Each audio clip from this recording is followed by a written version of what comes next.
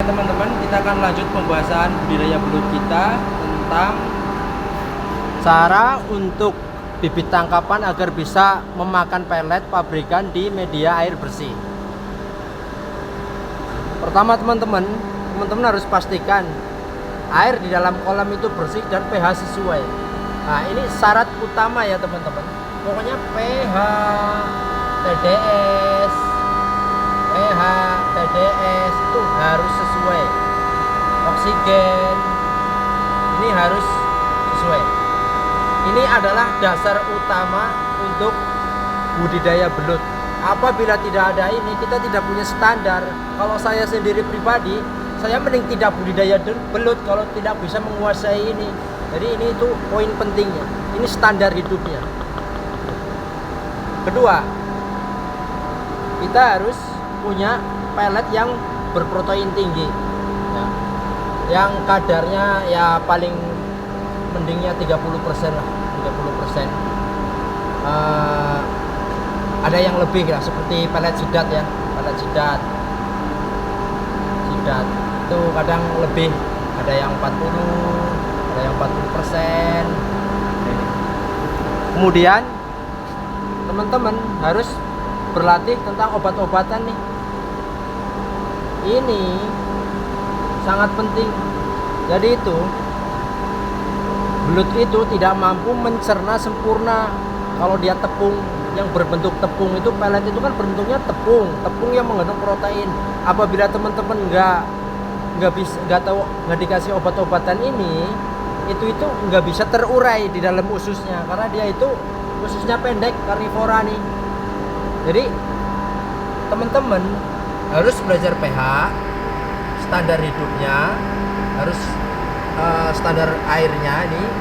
Kemudian belajar obat-obatan nih di campuran pakan. Nah, karena percuma teman-teman kalau kita bisa ngelatih makan pelet tapi proteinnya nggak tercerna, sama aja dia hanya bertahan hidup. Ya, dia hanya bertahan hidup. Terus percuma juga kalau kita udah mampu membuat belut itu makan pelet kalau airnya nggak sesuai. Karena apa? Nanti nutrisi pakan kalau pH-nya nggak sesuai, TDS-nya nggak sesuai, atau oksigennya nggak sesuai, itu akan dipakai untuk ketahanan tubuhnya. Jadi protein yang di sini itu dicerna, malah buat ketahanan tubuh, bukan buat membesarkan tubuhnya itu ya. Paham ya di sini ya? Nih. Pokoknya protein itu digunakan kan harusnya karbohidrat, protein itu untuk membesarkan tubuh. Tapi ketika kalau ada situasi di mana pH-nya tidak sesuai, kolamnya tidak sesuai standar, dia itu akan menggunakan semua ini nutrisinya untuk kekebalan tubuh. Nah, pulang lagi ke sini ya. Nah, ini syarat utama pokoknya.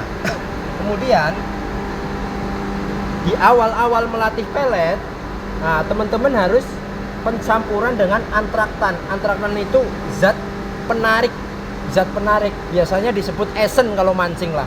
Nah, itu belut itu tertarik kepada bawang putih, baunya ya, tapi hanya baunya, jadi sedikit saja untuk membuat pelet itu bau. Nah, pakan harus dicampur teman-teman. Pakan harus dicampur dengan daging giling ikan, maggot, cacing untuk menambah kadar protein. Karena apa? Karena di alam teman-teman, belut itu memakan protein yang 50% ke atas, seperti jangkrik, ikan, terus plankton, nah terus bancet atau kata kecil. Nah itu proteinnya lebih dari 50. Jadi kalau kita hanya pelet dan obat-obatan atau vitamin, itu kalau belut tangkapan dari alam itu tidak mampu mencukupi ini untuk berkembang biak pesat, tidak mampu pokoknya. Nah, kecuali dia belut hasil budidaya yang sudah dibiasakan makan pelet dari umur burayak. Jadi itu kita kasih 30% tapi stabil di situ. Nah, jamnya juga semisal dari pagi kasih makan, terus malam kasih makan, jadi teratur kalau di belut budidaya. Tapi kalau kita melatih dari alam, nah kita harus campurin ini nih, ikan, maggot, daging giling, terus daging MDM lah, kalau saya paling sering MDM. Ini yang murah MDM, tapi jangan yang ayam tiren. Nah, kalau tiren itu nggak bisa, karena itu darahnya itu nggak keluar kan kalau ayam tiren, jadi itu mengandung bakteri, ini pasti rentang sekali mati teman-teman kalau pakai ayam tiren. Jadi MDM yang biasanya kan ada pedagang ayam yang dagang ayam filet. Nah, dagingnya atau tulangnya itu diremukin, nah itu jadi MDM namanya ya.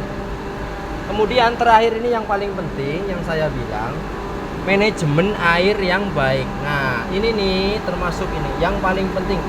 Kalau ini nggak baik, belut nggak mau makan, dia nggak mau makan sama sekali. Karena apa? Dia lendirnya dia itu yang mempengaruhi dia itu malas makan. Jadi yang bikin penyakit itu adalah air, terus pencernaan biasanya. Karena apa? Ya ini saya bilang, karena biasanya teman-teman nih budidaya pelet asal makanin pelet aja, nggak tahu obat-obatan ini. Jadi dia itu masalah pencernaannya, karena itu nggak bisa mencerna dengan sempurna teman-teman. Jadi dia itu mengendap di perut. Nah, kemudian air itu harus bersih. Jadi gini, ada bilang air kita di sistem ras atau di bolak-balik ya. Misal di sini kasih pompa, terus difilter, terus ini masuk lagi. Ini juga sebenarnya ini bagus teman-teman. Nah, bagus, tapi ini nggak bisa menjamin. Karena apa teman-teman? Karena lendir itu zat ya, zat. Jadi dia itu harus diendapin dulu. Kalau bisa diendapin dulu. Nah, jadi ini lebih efisien ganti. Nah, dia itu airnya itu hanya perlu panjang tubuhnya. Misal bibit teman-teman itu 15 cm ya. Nah, 15 cm ini airnya cukup 15. Cukup segini. Nih, airnya. Asal dia itu bisa berdiri tegak. Nah, terus jangan lupa kalau teman-teman tambahin misal kalau media ranting atau enceng gondong untuk dia bersembunyi agar tidak panas ya. Menambah juga kadar oksigen yang di dalam kolam ini. Tapi intinya SOP yang aslinya itu penggantian air, bukan ras. Ini kalau belut, karena apa? Alasannya gampang nih. Belut di alam itu dia kan membuat lubang, terus ini semisal lumpur nih, dia membuat lubang 2 ya kan. Ini itu dia 2 ke sini ya. Ini itu dia memanfaatkan rembesan tanah, air kan di sini nih. Nah, itu kan rembes ke bawah. Nah, itu udah dia menjalankan resirkulasi kontrolnya itu alami. Jadi rembesan yang ke sini nanti ini dipakai belut nih ke sini untuk di dalam lubangnya. Jadi makanya itu teman-teman kalau melihat lubang belut itu ada sumber airnya kadang di sini bul gitu. Nah, itu dia itu kalau di pematang sawah, ini kan pematang sawah.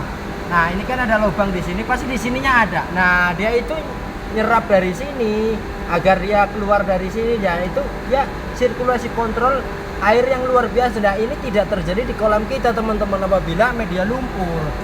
Nah, jadi itulah alasannya kenapa kita itu harus mengganti air. Oke, mungkin cukup di situ saja penjelasannya. Kalau ada yang belum paham, tolong ditanyakan di kolom komentar ya.